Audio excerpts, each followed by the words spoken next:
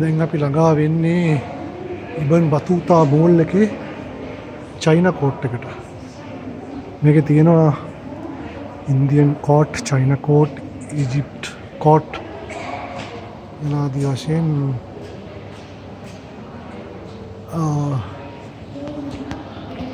විවිධ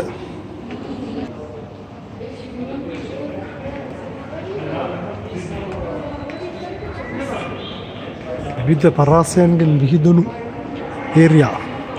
ඒ කියන්නේ අපිට චීන සංස්කෘතිය සහ චීන සංස්කෘතියට අදාළ ඇඳුම් ආයිත්තම්, ඒ වගේම ඔවුන්ගේ සාහිත්‍යමය වටිනා කියන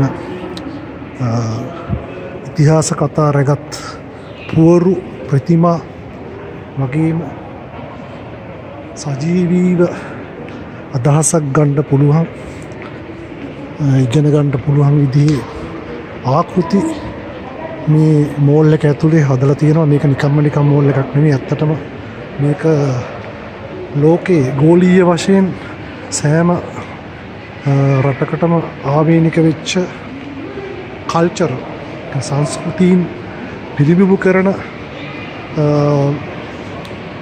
shopping mall එකක් කිව්වොත් නිවැරදි. අපි බලමු තව ඉස්සරහට ගිහිල්ලා. මේ ඉතින් කුඩා දරුවන් පිස්සු වට්ටන මාවල් කෝට් එක. දැන් අපිට පුළුවන් බලන්න චීන සංස්කෘතික ගති ලක්ෂණ විදහා පාන බෝල් රූම් කොටස. මම මේක ලොබියක් වගේ කියලා අපිට කියන්න පුළුවන්. විශාල රුවන් නැවක ආකෘතියක් තමයි තියෙන්නේ. ඉතාම ලස්සනයි.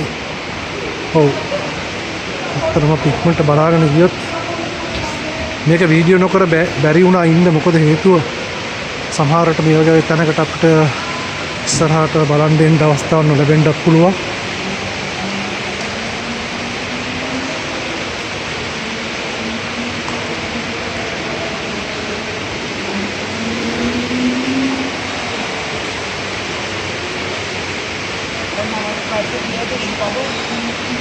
Jadi, mama lihat pas dia